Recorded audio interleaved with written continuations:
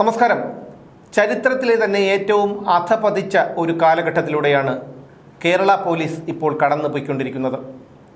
കേരള പോലീസിൽ ഇപ്പോൾ പല സംഭവങ്ങളും വെളിച്ചത്ത് വന്നുകൊണ്ടിരിക്കുകയാണ്. ADGPയും DGPയും ഉൾപ്പെട്ടവരുടെയൊക്കെ കാര്യങ്ങളൊക്കെ പുറത്തു വന്നിരുന്നു. പക്ഷേ ഉന്നതരായതുകൊണ്ട് തന്നെ അവർക്ക് സ്ഥാനചലനമൊന്നും സംഭവിച്ചിട്ടില്ല. പക്ഷേ താഴേക്കിടയിലുള്ള പോലീസുകാരുടെ കാര്യം അതിലും ഗതികേടാണ് എന്നുള്ളതാണ്. പണ്ട് ഒരു കഥയുണ്ട്. മകൻ സ്കൂളിലിരുന്ന് മൂത്രമൊഴിക്കുന്നതിനെ പറ്റി പരാതി പറയാനായി വീട്ടിലെത്തിയ അധ്യാപകൻ കാണുന്നത് അച്ഛൻ നടന്ന് മൂത്രമൊഴിക്കുന്നതാണ്. ആ അവസ്ഥയിലാണ് ഇപ്പോൾ കേരള പോലീസിൻ്റെ അവസ്ഥ. മിനിഞ്ഞാന്ന് എറണാകുളം ഈസ്റ്റ് ട്രാഫിക് സ്റ്റേഷനിലെ 2 പോലീസുകാരെ അറസ്റ്റ് ചെയ്തിരുന്നു. കാരണം എറണാകുളം നഗരത്തിൽ അനാശാസ്യ കേന്ദ്രം നടത്തുകയായിരുന്നു ഇവരാണ് അതിൻ്റെ പിന്നിലുണ്ടായിരുന്നത്. അവരെ അറസ്റ്റ് ചെയ്തു. അതിനുശേഷം അതിനു മുമ്പ് തന്നെ ഇടുക്കിയിലൊരു പോലീസുകാരനെ ഇത്തരത്തിൽ അനാശാസ്യ പ്രവർത്തനത്തിൻ്റെ പേരിൽ സർവീസിൽ നിന്ന് ഇപ്പോൾ സസ്പെൻഡ് ചെയ്ത് നടത്തിയിരിക്കുകയാണ്. പിന്നെ അതിലുപരി പോലീസ് ഇപ്പോൾ സർക്കാരിൻ്റെയൊക്കെ ഒരു പിണിയാളുകളായി മാറിയിരിക്കുന്നു എന്നുള്ളതാണ്. ഇന്നലെയും നമ്മുടെ പിണറായി വിജയൻ സാറിൻ്റെ വാഹനവ്യൂഹം അപകടത്തിൽപ്പെട്ടു. അത് ഈ വാഹനവ്യൂഹം അപകടത്തിൽപ്പെടുന്നത് ഈയിടെയായി കൂടി വരികയാണ്. കാരണം റോഡിൽ ഇറങ്ങിക്കഴിഞ്ഞാൽ പിന്നെ റോക്കറ്റ് പോകുന്നുള്ളൊരു പോലൊരു പോക്കാണ്. അപ്പോൾ അതുപോലെ പോലീസിൻ്റെ വാഹനം അപകടത്തിൽപ്പെട്ടു. അപകടത്തിൽപ്പെട്ടപ്പോൾ അടുത്തുള്ള വ്യാപാര സ്ഥാപനങ്ങളിലെല്ലാം ചെന്ന് പോലീസ് താക്കീത് നൽകി ഈ ദൃശ്യങ്ങൾ പുറത്തു പോകരുതെന്ന്. കാരണം കഴിഞ്ഞ ആഴ്ചയും ഇതുപോലെ ഒരു അപകടം നടന്നിരുന്നു. ആ ദൃശ്യങ്ങൾ പുറത്തു വരികയും അത് വൈറലാവുകയും ചെയ്തതാണ്. അപ്പോൾ പോലീസ് തന്നെ അവർക്ക് താക്കീത് നൽകുകയാണ് ഈ ദൃശ്യങ്ങൾ പുറത്തു വിടരുത് എന്ന്. എന്താണ് ഈ പോലീസ് ഇത്രയധികം? കാരണം നമ്മളത് നേരിട്ട് കണ്ടതാണ്. അതായത് ഒരു DYFI-കാരൻ കാക്കിയുമിട്ട് വന്നാൽ പോലും ഈ നമ്മുടെ ഓഫീസ് റെയ്ഡ് ചെയ്ത SB ഷിബു എന്ന ഗ്രേഡ് SIയോടൊപ്പം എത്തില്ല. മറ്റുള്ള പോലീസ് ഉദ്യോഗസ്ഥരെ ഒന്നും ഞാൻ പറയുന്നില്ല. മനുഷ്യത്വപരമായിട്ടും ഒക്കെ തന്നെയാണ് അവരെല്ലാവരും ഇടപെട്ടത്. പക്ഷേ ഈ SB ഷിബു എന്ന് പറയുന്ന പോലീസ് ഉദ്യോഗസ്ഥൻ സത്യം പറഞ്ഞു കഴിഞ്ഞാൽ അതുപോലെ ആയി തീർന്നിരിക്കുന്നു. ഇവരൊക്കെ ഇത് ഈ കാക്കി എന്ന് പറയുന്നത് എന്തിനൊക്കെയോ ഉള്ള ഒരു മറയാക്കിയാണ് ഇവർ കാണുന്നത്. അല്ലാതെ ഒരു ഭരണകൂടം എത്രമാത്രം ജനവിരുദ്ധമാകുന്നു എന്നുള്ളതിൻ്റെ ഏറ്റവും വലിയ സാക്ഷ്യപത്രമാണ്. നേരിട്ട് നമുക്ക് കാണാൻ കഴിയുന്നതാണ് ഈ പോലീസിൻ്റെ ഈ പെരുമാറ്റം. അതായത് ഒരു ആക്സിഡൻറ്റ് നടന്നപ്പോൾ അത് സാധാരണ അത് എങ്ങനെയാണ് നടന്നതെന്ന് പോലീസ് ഏറ്റവും അധികം ആശ്രയിക്കുന്നത് ഇപ്പോൾ CCTVകളെയാണ്. ആ CCTV ദൃശ്യങ്ങൾ, അത്തരത്തിലുള്ള CCTV ദൃശ്യങ്ങൾ നിങ്ങൾ പുറത്ത് വിട്ട് കളയരുത്. വെച്ചാൽ മാധ്യമങ്ങൾ വിടരുന്നതാണ്. കാരണം അതാണ് ഒരു പേടി. കാരണം ഇത് കഴിഞ്ഞ വാമനാപുരത്തൊരു ആക്സിഡൻറ്റ് നടന്നപ്പോൾ ഒരു കൂട്ടേടി കിടന്നല്ലോ. മുഖ്യമന്ത്രിയുടെ വാഹനങ്ങൾ തമ്മിലുള്ള ഒരു കൂട്ടേടി കിടന്നു. അതിൻ്റെ ദൃശ്യങ്ങൾ പുറത്തു വന്നപ്പോൾ അതിൽ വ്യക്തമായിട്ട് ആളുകൾക്ക് മനസ്സിലായത് അതിൽ ഒരു വിശദീകരണത്തിൻ്റെ ആവശ്യമില്ല. പോലീസ് വാഹനങ്ങൾ നിയമം ലംഘിച്ച്, ചട്ടം ലംഘിച്ച്, അതായത് ഈ ട്രാഫിക് നിയമം ലംഘിച്ച് യാത്ര ചെയ്ത് ഒരു സ്ത്രീയുടെ ബൈക്ക് അവർ വളരെ കൃത്യമായിട്ട് ട്രാഫിക് ലൈറ്റ് ഇട്ട് അവർ പിന്നെ ഇൻഡിക്കേറ്റർ ഇട്ട് കൃത്യമായിട്ടാണ് ഒരു വലത്തോട്ട് തിരിഞ്ഞത്. പക്ഷേ ഇവർ വളരെ നിയമവിരുദ്ധമായിട്ട് മഞ്ഞ ലൈൻ കടന്നിട്ട് അപ്പുറത്തുകൂടി ഓവർടേക്ക് ചെയ്യാൻ ശ്രമിച്ചതിൻ്റെ ഭാഗമായിട്ടാണ് അവിടെ ഒരു ആക്സിഡൻറ്റ്. പക്ഷേ ആ സ്ത്രീ വളരെ യാദൃച്ഛികമായിട്ട് എന്തോ ഭാഗ്യം കൊണ്ട് അവർ വരാതെ രക്ഷപ്പെട്ടതാണ്. പക്ഷേ കൂട്ടേടി നടന്നത് അങ്ങനെയാണ്. അപ്പോൾ അത് ഈ CCTV ദൃശ്യത്തിൽ വ്യക്തമാണ്. ജനങ്ങൾ കണ്ടു കഴിഞ്ഞാൽ ജനങ്ങൾക്ക് കൃത്യമായിട്ട് മനസ്സിലാവും. അങ്ങനെയുള്ള ഈ നിയമലംഘനങ്ങൾ പുറത്തു വരരുത്. പോലീസിൻ്റെ മുഖ്യമന്ത്രിയുടെ വാഹനങ്ങളുടെ നിയമലംഘനങ്ങൾ, ഈ ട്രാഫിക് നിയമലംഘനങ്ങൾ പുറത്തു വരരുത്. അതിനുവേണ്ടിയാണ് ഈ കടകളിലെ ഈ ദൃശ്യങ്ങൾ വെഞ്ഞാറമൂട്ടിൽ കഴിഞ്ഞ ദിവസം നടന്നപ്പോഴും ഇതുപോലെ നടന്നു. അതിൻ്റെ CCTV പുറത്തു വന്നു. ഇത് വല്ലാത്തൊരു ഒരുതരം ഭയമാണ്. ഭരണകൂടത്തിന്റെ ഭയമാണ്, പോലീസിന്റെ ഭയമാണ്. ഭയത്തിന്റെ അല്ല, അതായത് കേരള പോലീസ് ആകെ കുത്തഴിഞ്ഞു പോയിരിക്കുന്നു എന്നുള്ള ഒരു യാഥാർത്ഥ്യമാണ്. അതിന് എന്തൊക്കെ പറഞ്ഞാലും യാഥാർത്ഥ്യം തന്നെയാണ്.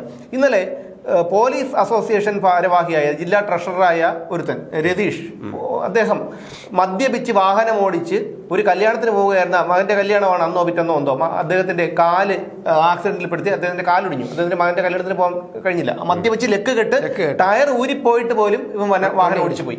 പോലീസ് പിടിച്ച് അവിടെ ഇരുത്തിയിട്ടുണ്ട്. മനോരമ പത്രത്തിലുണ്ട്. നാട്ടുകാർ പിടിച്ചു നിർത്തിയിട്ടുണ്ട്. നാട്ടുകാർ പിടിച്ച് അവിടെ കുത്തിയിരിപ്പുണ്ടവൻ. അവന് ജാമ്യത്തിലും വിട്ടു, സ്റ്റേഷൻ ജാമ്യത്തിലും വിട്ടു. പോലീസ് അസോസിയേഷൻ നേതാവാണ്. ഇനി അതുപോലെ തൃശ്ശൂർ പള്ളിയിൽ കരോൾ പാടാൻ അനുവദിക്കില്ലെന്ന് പറഞ്ഞിട്ട് വിജിത്ത്, കേന്ദ്രമന്ത്രിയാണ് സുരേഷ് ഗോപി സംഖ്യയാണ്, ചാണകമാണെന്നൊക്കെ നീയൊക്കെ പറയുന്നുണ്ടല്ലോ. അതങ്ങ് മാറ്റിവെക്ക്. അദ്ദേഹം ഒരു കേന്ദ്രമന്ത്രിയാണ്. അത് പക്ഷേ അദ്ദേഹത്തിന്റെ ഫോൺ കോൾ എടുക്കാൻ പോലും അയാൾ തയ്യാറായില്ല എന്നുള്ളതാണ്. പക്ഷേ അവിടെ ഒരു സംശയം ബാക്കി നിൽക്കുന്നുണ്ട്. അതായത് BJPക്കും സുരേഷ് ഗോപിക്കും അനുകൂലമായിട്ടുള്ള ഒരു തരംഗം സൃഷ്ടിക്കാനാണോ? ഇയാളുടെ തലയ്ക്കകത്ത് എന്താണ് പിന്നെ വേസ്റ്റ് അല്ലല്ലോ, ബുദ്ധിയുണ്ടല്ലോ. ആ ബുദ്ധിയുണ്ടെങ്കിൽ അദ്ദേഹത്തിനറിയാം ഒരു കേന്ദ്രമന്ത്രിയുടെ ഫോൺ കോൾ അറ്റൻഡ് ചെയ്യാതിരുന്നാൽ, അത്രയ്ക്കും ലോകം മുഴുവൻ ആഘോഷിക്കുന്ന ക്രിസ്മസിന് കരോൾ ഗാനം പാടാൻ അനുവദിക്കാതിരുന്നാൽ അതിന്റെ ഭവിഷ്യത്ത് എന്താണെന്ന് അയാൾക്കറിയാൻ കഴിയും. പക്ഷേ ഇത് പൂരം കലക്കൽ പോലെയൊക്കെ ഒരു കാര്യമായി നമുക്കിതിനെ കാണേണ്ടി വരും. കാരണം ഒരു കേന്ദ്രമന്ത്രിയുടെ ഫോൺ എടുക്കില്ല എന്ന് പറഞ്ഞു കഴിഞ്ഞാൽ, ഒരു CI ഫോൺ കൊടുത്തു കഴിഞ്ഞാൽ പോലും SI വാങ്ങിക്കണമല്ലോ. അപ്പോൾ അല്ലെങ്കിൽ ഒരു സാധാരണ പൗരൻ കൊടുത്താൽ പോലും വാങ്ങിക്കുന്ന ഒരു സമയത്ത് പിന്നെ ഇത്രയും പൗരപ്രമുഖരും മതമേലധ്യക്ഷന്മാരും ഒക്കെ നിൽക്കുമ്പോൾ ഒരു കേന്ദ്രമന്ത്രി ഫോൺ കൊടുക്കുമ്പോൾ അത് വാങ്ങില്ല എന്ന് പറഞ്ഞാൽ അതൊരിക്കലും അദ്ദേഹത്തിന്റെ ഇഷ്ടപ്രകാരമാണെന്നൊന്നും നമുക്ക് കരുതാൻ പറ്റില്ല. അതിന്റെ അനുകൂല തരംഗം കിട്ടുന്നത് BJPക്കും സുരേഷ് ഗോപിക്കും ഒക്കെ തന്നെയാണ്. ചിലപ്പോൾ അങ്ങനെ അല്ലായിരിക്കാം, പക്ഷെ നമുക്ക് മുൻകാലങ്ങളിലെ ചില കാര്യങ്ങളൊക്കെ കൂട്ടി വായിക്കുമ്പോൾ അങ്ങനെ കാണാൻ കഴിയുമെന്നുള്ളത്. പൂരം കലക്കുലമായിട്ട് ബന്ധപ്പെട്ടുള്ള പിന്നല്ലാതെ നമ്മളെന്തോ മണ്ടന്മാരാണോ? അതായത് ഒരു മതസ്ഥാപനത്തിന്റെ കരോൾ ഗാനം പാടാൻ അനുവദിക്കില്ല എന്ന് പറഞ്ഞാൽ അത് അവരുടെ പള്ളി കോമ്പൗണ്ടിനകത്താണ്, പള്ളി സൈഡിലല്ല, പള്ളി കോമ്പൗണ്ടിനകത്താണ് മൈക്ക് അനുവദിക്കില്ല എന്ന് പറഞ്ഞത്. അല്ല, അങ്ങനെയാണെങ്കിൽ എനിക്ക് തോന്നുന്നത് ഈ CPMന്റെ സമ്മേളനങ്ങൾ മുഴുവൻ ഈ കേരളം മുഴുവനും നടന്നുകൊണ്ടിരിക്കുകയാണ്. എല്ലാം റോഡ് വക്കിലാണ്, അവരുടെ പാർട്ടി ഓഫീസിനകത്തല്ല, കംപ്ലീറ്റ് റോഡ് വക്കിലാണ്. അവിടെ പിന്നെ രാത്രി 10, 10:30 മണിക്കും 11 മണിക്ക് ശേഷവും പൊതുയോഗങ്ങൾ നടക്കുന്നുണ്ട്. അത് കഴിഞ്ഞിട്ട് വേറെ ചില പരിപാടികൾ നടക്കുന്നുണ്ട്. ഇതിനെല്ലാം പിന്നെ ഗാനങ്ങളുണ്ട്, വിപ്ലവ ഗാനമേളകളുണ്ട്. ഈ കരോൾ ഗാനത്തിനെ എതിർക്കുകയും വിപ്ലവ ഗാനങ്ങളെ എതിർക്കുകയും ചെയ്തിരിക്കുന്നത്. കാരണം അല്ല, അത് മനസ്സിലാവില്ല. അവരിട്ട് കഴിഞ്ഞാൽ അത് ബർമുടയാണ്, അതായത് മറ്റേ നല്ല സ്റ്റൈലൻ ബർമുടയുണ്ടല്ലോ, അതാണ്. അതേ സാധനം എടുത്ത് വേറൊരാൾ ഇട്ട് കഴിഞ്ഞാൽ അത് അണ്ടർവെയർ എന്ന് പറയും, പള്ളി നിൽക്കണമെന്നൊക്കെ പറയും, അവർ പറയും. അതായത് ഇവർ ഒരിക്കലും, ഞാൻ മുമ്പ് പലപ്പോഴും പറഞ്ഞിട്ടുണ്ട്, CPMകാരെ കമ്മ്യൂണിസ്റ്റുകാരെയും മറ്റുള്ള മനുഷ്യരെയും തമ്മിൽ ഒരിക്കലും താരതമ്യം ചെയ്യരുത്. പക്ഷേ അല്ല, താരതമ്യം ചെയ്യല ഞാൻ പറയുന്നത്. പക്ഷെ അതെല്ലാം ഈ പള്ളി കോമ്പൗണ്ടിനകത്ത് 9 മണിക്ക് ശേഷം അല്ല 9:30 ശേഷം മൈക്ക് അനുവദിക്കില്ലെന്ന് അവർ പറയണമെങ്കിൽ നിയമപരമായിട്ടായിരിക്കും, ശരിയായിരിക്കാം. ചട്ടം അനുസരിച്ചിട്ട് അവർ മൈക്ക് ഓർഡർ അനുസരിച്ച് 9:30 മണിക്ക് ശേഷം അല്ലെങ്കിൽ 10 മണിക്ക് ശേഷം മൈക്ക് അനുവദിക്കാൻ പറ്റില്ല. പക്ഷെ പാർട്ടി സമ്മേളനം നടക്കുന്നുണ്ടല്ലോ, പാർട്ടി സമ്മേളനം രാത്രി 10 മണിക്ക് ശേഷം പിന്നെ വിപ്ലവ ഗാനമേളകൾ നടക്കുന്നില്ലേ? ഈ കരോളും വിപ്ലവ ഗാനം തമ്മിൽ എന്താണ് കുഴപ്പം? വിപ്ലവ ഗാനത്തിനെല്ലാം അനുവാദമുണ്ട്, കരോൾ ഗാനത്തിന് അനുവാദമില്ല എന്ന് പറയുമ്പോൾ അത് പോലീസിന് അല്ല, അതൊക്കെ നമ്മൾ പറഞ്ഞത് ഈ പോലീസിനെ കുറിച്ചുള്ളതാണ്. അല്ല, അതാണ്, അത് പോലീസാണ്. അല്ല, അതൊന്നും പോലീസ് അനുവദിക്കല്ലേ? അല്ല, അതൊന്നും ചെയ്യാൻ പറ്റില്ല കേട്ടോ. അത് നമ്മൾ പാർട്ടിയുടെ കാര്യത്തിന് ഒരിക്കലും, കാരണം അവർക്ക് സ്വന്തമായിട്ട് പോലീസ് സ്റ്റേഷൻ, കോടതി, മറ്റു കാര്യം, അവരൊരു സമാന്തരമായിട്ടുള്ള ഒരു പിന്നെ എന്താണ് സമാന്തരമായിട്ടുള്ള ഒരു കേരളം ഒരു രാജ്യമാണ്. അല്ല, അങ്ങനെയാണെങ്കിൽ ഈ വിജിത്തിന്റെ കീഴിൽ തന്നെ ഈ വിജിത്ത് എന്ന് പറയുന്ന SI ഇരിക്കുന്ന അദ്ദേഹത്തിന്റെ അധികാര പരിധിയിലുള്ള സ്ഥലത്ത് തന്നെ സമ്മേളനങ്ങൾ ഇതുപോലെ നടന്നിട്ടുണ്ടല്ലോ രാത്രി 10 മണിക്ക് ശേഷം, അല്ലെങ്കിൽ അതൊക്കെ നടന്നിട്ടുണ്ട്. അല്ല, അതൊക്കെ നടന്നിട്ടുണ്ട്. അയാൾ എന്തുകൊണ്ട് തടയാൻ പോയില്ല? അത് ഇനിയിപ്പം അയാളെടുത്ത് ചോദിച്ചാലേ അറിയാവും. ഇനി അതുപോലെ തന്നെയാണ് ഈ പറയുന്നത്, ഇനിയിപ്പോൾ ഇതല്ലേ ക്രിസ്മസ് തലേന്നല്ലേ, ഇനിയിപ്പോൾ വേറെ എന്തെങ്കിലും ആയിരുന്നു എന്നുള്ള കാര്യം നമുക്കറിയാൻ വയ്യല്ലോ. മനുഷ്യനല്ലേ. ക്രിസ്മസ് തലേന്ന് പറഞ്ഞാൽ അവർ പറഞ്ഞല്ലോ കരോൾ കാണാൻ പാടുന്നേ ഉള്ളൂ. ഞാൻ SIയുടെ കാര്യമാണ് പറഞ്ഞത്.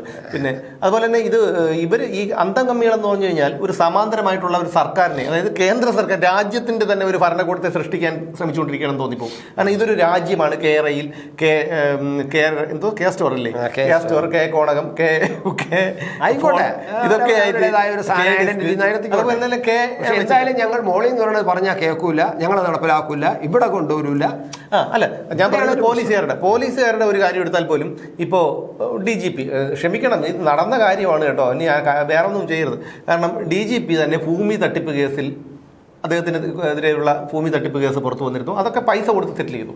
ADGP MR അജിത് കുമാറിന് അദ്ദേഹത്തിന്റെ ശമ്പളം കൊണ്ടോ അദ്ദേഹത്തിന്റെ കുടുംബസ്വത്തോ കൊണ്ടല്ലോ തിരുവനന്തപുരം നഗരത്തിന്റെ കണ്ണായ ഭാഗത്ത് കോടികൾ വില മുടക്ക് മുതലുള്ള വസ്തു വാങ്ങിയതും കെട്ടിടം പണിയുന്നതൊന്നും അതൊന്നുമല്ലല്ലോ. അതുകൊണ്ട് അതൊന്നും നടക്കില്ല. അതുപോലെ തന്നെയാണ് ഈ താഴേക്ക് വന്നാലുള്ള പോലീസുകാർ. കാരണം എന്തിനും ഏതിനും ഇപ്പോൾ കലാപാഹ്വാനം നടത്തുന്നത്, ഇപ്പോൾ അബിൻ വർക്കിക്കെതിരെ കലാപാഹ്വാനത്തിന് കേസെടുത്തിട്ടുണ്ട്. അതായത് പിണറായി വിജയനോ വിജയരാഘവനോ അല്ലെങ്കിൽ MP ഗോവിന്ദനോ ഇതുപോലുള്ള നേതാക്കൾ ൊക്കെ മുഹമ്മദ് റിയാസ് സാറോ, സാറന്മാർ നേരത്തെ 3 സാറ് കൂട്ടിക്കൊള്ളാം കേട്ടോ, ഗോവിന്ദൻ, വിജയരാഘവൻ, പിണറായി, അത് 3 സാറെന്ന് കൂട്ടിക്കൊള്ളാം കേട്ടോ.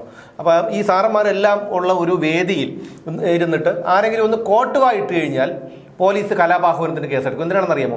ഈ കോട്ടുവ ഇടുന്നത് കണ്ട് ഇവരെയൊക്കെ കൊഞ്ഞന ഈ നേതാക്കന്മാരെ, അതായത് പിണറായി വിജയൻ സാറിനെയോ വിജയരാഘവൻ സാറിനെയോ MP ഗോവിന്ദൻ സാറിനെയോ ഒക്കെ കൊഞ്ഞന കാണിക്കുന്നതാണെന്ന് അന്തം കമ്മികൾ തെറ്റിദ്ധരിച്ചിട്ട് ഈ കോട്ടുവായിട്ട് അവനെ എടുത്തിട്ട് അടിക്കുകയും പിന്നെ അതൊരു കലാപത്തിലേക്ക് പോവുകയും ചെയ്യുന്നു എന്ന് കേരള പോലീസ് തെറ്റിദ്ധരിക്കുന്നത് കൊണ്ട് ഈ കോട്ടുവായിട്ടവനെ കലാപത്തിനെതിരെയും കലാപാഹ്വാനം നടത്തിയെന്നുള്ള ഒരു കേസെടുക്കുന്ന ഒരു കാലഘട്ടമാണ് ഇപ്പോൾ. അപ്പോൾ സത്യം പറഞ്ഞു കഴിഞ്ഞാൽ ഇപ്പോൾ ഒരു തരത്തിലും, അതായത് ഡിവൈഎഫ്ഐക്കാരെ, എനിക്ക് തോന്നുന്നേ ഡിവൈഎഫ്ഐക്കാരെ പോലീസുകാരാക്കുന്ന ഒരു പ്രവണതയാണ്. പഴയ കുറെ ആൾക്കാരെ മാറ്റി നിർത്തിയാൽ, അതായത് ഈ പിണറായി വിജയൻ സാർ അധികാരത്തിൽ വന്ന 2-3 വർഷത്തിന് ശേഷം, അതിനു ശേഷമുള്ള ആൾക്കാരെ മാറ്റി നിർത്തിയാൽ മറ്റുള്ള എല്ലാവരും ഇതുപോലെ തന്നെയാണ്. ഒരു എത്തിക്സും അവർക്കില്ല, ഒരു സാമാന്യ മര്യാദയുമില്ല, ഒരു നീതിയോ അല്ലെങ്കിൽ ഈ കാക്കിയോടോ തൊപ്പിയോടോ ഉള്ള ബഹുമാനമോ അവർക്ക്. എന്തുകൊണ്ടെന്നറിയാം, ഭരണകൂടം ആവശ്യത്തിനല്ല, അതായത് ആവശ്യമായ കാര്യങ്ങൾക്കല്ല പോലീസിനെ ഉപയോഗിക്കുന്നത്. പാർട്ടിക്കും പാർട്ടിയുടെ ആവശ്യങ്ങൾക്കും ഭരണകൂടത്തിലെ ചില ആൾക്കാരുടെയും താല്പര്യത്തിനുണ്ടാണ് പോലീസിനെ ഉപയോഗിക്കുന്നത്. അങ്ങനെ പോലീസിനെ ഉപയോഗിക്കുന്നത് കൊണ്ട് പോലീസിനറിയാം. അപ്പോൾ പോലീസ് ആകെ മാറി, പോലീസ് സ്വഭാവം മാറി. കാരണം ഈ ഭരണകൂടത്തിൻ്റെ ഒരു പ്രൊട്ടക്ഷൻ ടീമെന്ന് മാത്രമായിട്ട് മാറി പോലീസ്. ജനങ്ങളെ പ്രൊട്ടക്ട് ചെയ്യാനുള്ള ഒരു സേനയല്ല, ഭരണകൂടത്തിനെ പ്രൊട്ടക്ട് ചെയ്യാനുള്ള ഒരു സേനയായിട്ട് അത് മാറിപ്പോയി. അതിൻ്റെ ഭാഗമായിട്ട് അവരിൽ ഒരുപാട് അടിസ്ഥാനമായ മാറ്റം വന്നു. അതാണ് നമ്മൾ ഈ കാണുന്നത്. ഭരണകൂടം ഇതിനെ മാക്സിമമായിട്ട് അവരുടെ ആവശ്യത്തിന് വേണ്ടി മാത്രം ഉപയോഗിക്കുമ്പോൾ അത് ജനകീയമല്ലാതായിട്ട് മാറി. അതാണ് കേരള പോലീസ് ജനകീയല്ലാതെ മാറിയിരിക്കുന്നത്. പക്ഷേ ഈ പോക്ക് അപകടത്തിലേക്ക് തന്നെയാണ്. അതിനൊരു മാറ്റവും ഇല്ല എന്നുള്ള കാര്യമാണ്. കാരണം ഒരു വല്ലാത്തൊരവസ്ഥയിലേക്ക് കാര്യങ്ങൾ എത്തിയത്. പോലീസുകാർ ഉൾപ്പെടുന്ന കുറ്റകൃത്യങ്ങൾ വർദ്ധിച്ചു വരുന്നു. ഇപ്പൊ തന്നെ വർക്കല SI അഭിലാഷ്, അദ്ദേഹം ഒരു വനിതാ SI ആയിട്ട് സ്നേഹത്തിലാണ്. അദ്ദേഹത്തിന്റെ ഭാര്യ നടത്തിയ വെളിപ്പെടുത്തലുകളൊക്കെ നമ്മൾ കണ്ടതാണ്. ഇതിനു മുമ്പ് പിണറായി വിജയൻ സാറിന്റെ സർക്കാരിന്റെ കാലത്ത് തന്നെ 100ഓളം പേരെ ഒരുത്തി ഹണി ട്രാപ്പിൽ പെടുത്തിയ സംഭവം ഉണ്ടായിട്ടുണ്ട്. അതിനെതിരെ സർക്കുലർ ഇറക്കേണ്ടി വന്നിട്ടുണ്ട്. അങ്ങനെ പല കാര്യങ്ങളുണ്ട്. അപ്പോൾ അത്തരത്തിലേക്ക് കാര്യങ്ങളൊക്കെ എത്തി നിൽക്കുകയാണ്. അപ്പോൾ ഇനി ജനങ്ങൾക്ക് എവിടെ ആശ്രയം? കോടതിയിൽ പോലും ആശ്രയമില്ലെന്നേ. അതായത് ഇവരെ എഴുതി പിടിപ്പിക്കും. ഒരുത്തനെ ഒരു കേസിൽ കൊടുക്കണമെന്ന് പോലീസ് വിചാരിച്ചാൽ ചട്ടങ്ങളെല്ലാം അവര് അല്ല എന്ന് തെളിയിക്കേണ്ടത് നമ്മളാണ്. അപ്പം മുൻ DGP RC ലേഖ മാഡം പറഞ്ഞതുപോലെ ഒരു സാധാരണ പോലീസുകാരൻ വിചാരിച്ചാൽ പോലും ഒരു മനുഷ്യന്റെ ജീവിതം എങ്ങനെയും മാറ്റിമറിക്കാമെന്നുള്ളതാണ്. മനസ്സിലായോ? അപ്പോൾ ഇന്നലെ ഞാൻ അതുപോലെ തന്നെ മുമ്പ് ഒരു പോലീസുകാരൻ, ഒരു തീവ്രവാദി SDPIക്കാർക്ക് RSS നേതാക്കളുടെ വിവരങ്ങൾ ചോർത്തി നൽകി എന്ന് പറയുന്ന അനസ് എന്ന് പറയുന്ന ഒരു പോലീസുകാരനെ സസ്പെൻഡ് ചെയ്തിരുന്നു. പിന്നെ അദ്ദേഹത്തെ ഡിസ്മിസ് ചെയ്തു. വളരെ ക്രൂരമായിട്ടുള്ള ഒരു ചതിയാണ് അതിന്റെ പിന്നിലുള്ളത്. വളരെ ക്രൂരമായിട്ടുള്ള ഒരു ചതിയുടെ പിന്നിൽ, അത് ഇവിടെ പറഞ്ഞു കഴിഞ്ഞാൽ തീരില്ല. ആ മനുഷ്യനിപ്പോ ഒരു ആക്രിക്കടയിൽ പിന്നെ ജോലിക്ക് പോവുകയാണ്. ഇതിനെക്കുറിച്ച് നമ്മൾ വാർത്ത ചെയ്തു, തെളിവ് സഹിതം വാർത്ത ചെയ്തു. ഒരുപാട് ഭീഷണികളാണ് നേരിടേണ്ടി വന്നത്. അതായത് നമുക്ക് അതായത് RSS ആയിരുന്നു, ഒരിക്കലും RSS കാരത് ചെയ്യില്ല, എന്തോ ആയിക്കോട്ടെ, RSS ആയിരുന്നാ പറയുന്നത്. പിന്നെ വിശ്വ ഹിന്ദു പരിഷത്ത് എന്ന് പറയുന്നു, ഒന്ന് ചീത്ത വിളിക്കുന്നു. പക്ഷേ എന്ന് പറഞ്ഞ് ഒരാളുടെ മതമോ രാഷ്ട്രീയമോ നോക്കി നമുക്ക് വാർത്ത ചെയ്യാൻ പറ്റുമോ? നീതി എവിടെയാണ്? ന്യായം എവിടെയാണ്? നമ്മളെപ്പോലുള്ള സാധാരണക്കാരന് വേണ്ടി ചോദിക്കാൻ നമ്മളെപ്പോലുള്ള സാധാരണക്കാരന്മാർ മാത്രമേ ഉള്ളൂ. അല്ലാതെ ഈ മേലായിരിക്കുന്നവരൊന്നും വരില്ല. അപ്പോൾ എന്തായാലും കേരള പോലീസ് ഇനി എങ്ങനെയാവും എന്താകും എന്നൊന്നും പറയാൻ കഴിയില്ല. ആ ഒരു രീതിയിലേക്ക് അധപതിച്ചിരിക്കുകയാണ് കേരള പോലീസ് എന്ന് പറയാതെ വയ്യ. കാരണം ഇത്രയധികം കുറ്റകൃത്യങ്ങൾ, മാങ്ങാമോഷണം, അനാശാസ്യ നടത്തിപ്പ്, പെണ്ണ് കേസ്, പിന്നെ ജാരസംസർഗം, ഹണി ട്രാപ്പ്, ഭൂമി തട്ടിപ്പ്, അനധികൃത സ്വത്ത് സമ്പാദനം, സ്വർണ്ണക്കടത്തിൽ പങ്കാളിയെന്ന്, ഇതൊക്കെ ആയിട്ട് ഇനി ഒന്നുമില്ല. കാരണം ഇത്തരം കാര്യങ്ങളൊക്കെ മുമ്പ് CPM-കാർക്കാണ് വന്നിരുന്നത്. ഞാൻ പലപ്പോഴും പറഞ്ഞിട്ടുണ്ട്, CPM-കാരാണ് ഇത്തരം കാര്യങ്ങളിലൊക്കെ ഏതൊരു കുറ്റകൃത്യം എടുത്താലും അവരുണ്ട്. അതുപോലെ ഇപ്പോൾ കേരള പോലീസിലെ പലരും ഈ രീതിയിലേക്ക് മാറിക്കൊണ്ടിരിക്കുകയാണ്. ഈ പോക്ക് എങ്ങോട്ടാണ്, ഒരു നാടിനെ നാശത്തിലേക്കാണ് ഇത് കൊണ്ടുപോകുന്നത് എന്നുള്ള കാര്യം കൂടി പറയാതെ വയ്യ. ഓരോ ജീവിതവും ഓരോ കഥകളാണ്, വേറിട്ട കഥകളുടെ ഒരു കൂട്ടായ്മ. വേണമെങ്കിൽ നമുക്കതിനെ ഒരു നോവലെന്ന് പേരിടാം. അതുപോലൊരു നോവലല്ലേ നിങ്ങളുടെ ജീവിതവും? എന്താ, ശരിയല്ലേ? നിങ്ങളുടെ അനുഭവങ്ങൾ, കഥകൾ എന്തുമായിക്കൊള്ളട്ടെ, അത് കേൾക്കാൻ DNA ന്യൂസിലൂടെ ഞാൻ എത്തുന്നു. കഥ പോലൊരു ജീവിതം, അതിനായി ഞാൻ നിങ്ങൾക്ക് വേണ്ടി കാത്തിരിക്കുന്നു. നമുക്ക് ഒന്നിച്ച് കാണാം, കുറേ കാര്യങ്ങൾ സംസാരിക്കാം, വേദനകൾ പങ്കിടാം. നിങ്ങളുടെ വിഷയങ്ങൾ, അനുഭവങ്ങൾ അത് ഞങ്ങളെ അറിയിക്കേണ്ട വിലാസം താഴെ കൊടുക്കുന്നു.